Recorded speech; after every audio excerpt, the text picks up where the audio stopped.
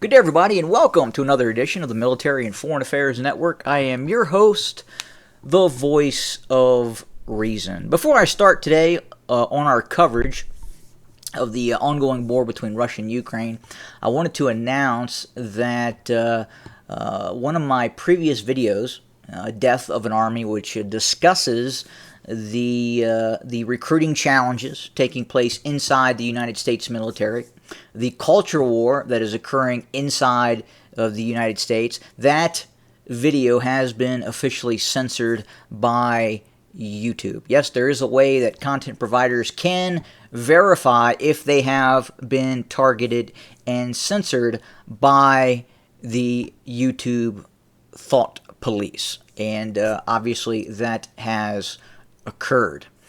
So, here we go.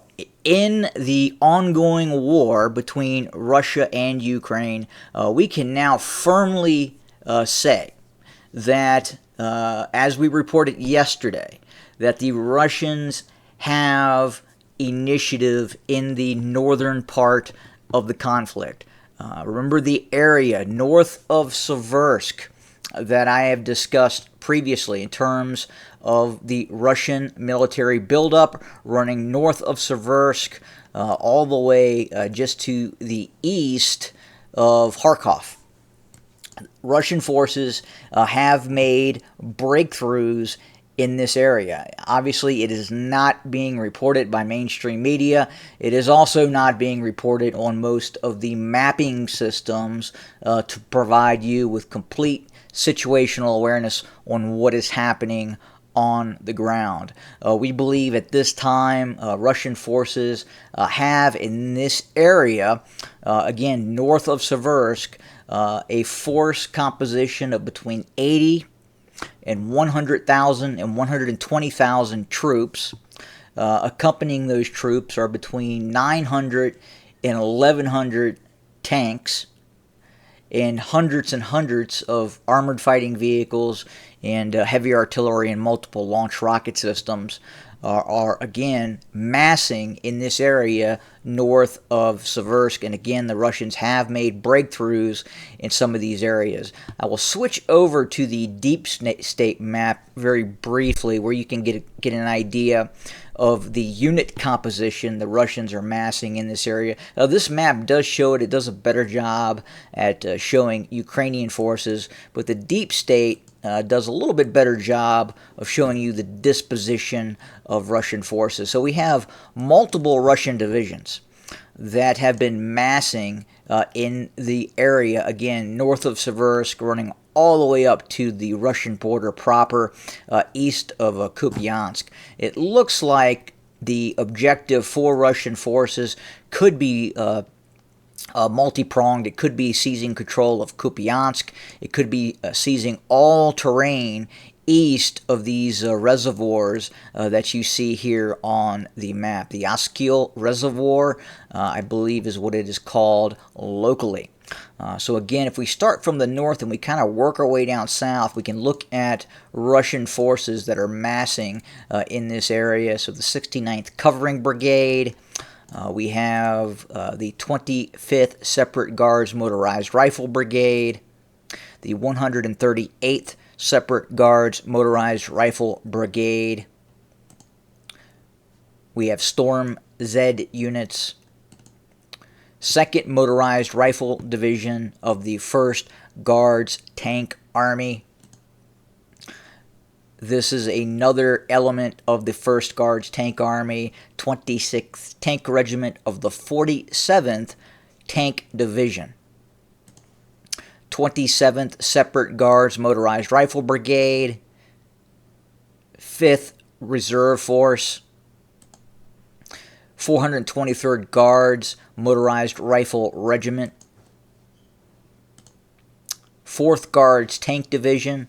So again, you have elements of both the 2nd Guards and 4th Guards Tank Division operating in this area. 3rd Motorized Rifle Division.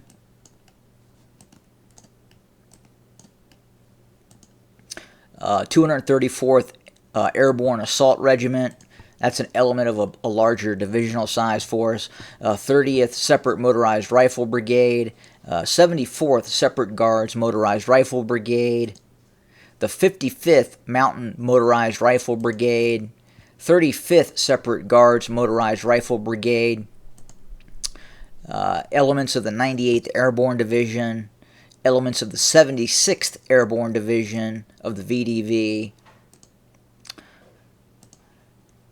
Reserve Component, 7th, 123rd Artillery Brigade, 285th Artillery Brigade, and then with the 127th Separate Motorized Rifle Brigade. So a multitude of divisions and independent brigades that have amassed in this area that continue to probe and conduct very large reconnaissance in force, while at the same time, just to the north of Lyman, towards Torsk, in this area, we have continued to see Russian forces press its attack in this area. And again, the Ukrainians are firmly on the defensive in this area. The Ukrainian offensive near Bakhmut has, for all intents and purposes, fizzled out. Again, the Ukrainians were trying to envelop Bakhmut from both the north and the south. They initially had some success in creating this somewhat of a salient to the northwest of Bakhmut. The Ukrainians have since then had to back out of this area. They then tried to press their assault to the south of Bakhmut as well, and those efforts have also stalled with Russian forces counterattacking, especially in the area near Klishivka as well. In the south, running from Zaporizhia east towards Orikhiv, all the way towards Volhodar. Again, the Ukrainian offensive has fizzled out. We continue to see probing attacks by Ukrainian forces, but again, maneuver operations, large-scale maneuver operations by Ukrainian forces have ceased. All we're seeing is probing attacks by smaller platoon and company-sized elements of Ukrainian light infantry with technical vehicles and MRAPs conducting very low-intensity operations supported by long-range artillery in this area. But again, the idea that we will see some sort of a breakthrough by the Ukrainian military, especially in the southern sector, is now becoming more and more less optimistic for Ukrainian forces. And again, the information that we have is that the Ukrainians have taken serious casualties, 20 to 35% casualties in some of these brigade sets that initiated the counteroffensive in the southern sector.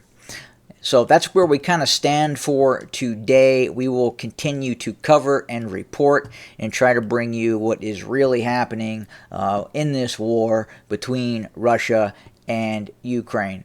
Thank you for joining us today. More to come very, very soon. And as always, have a good day.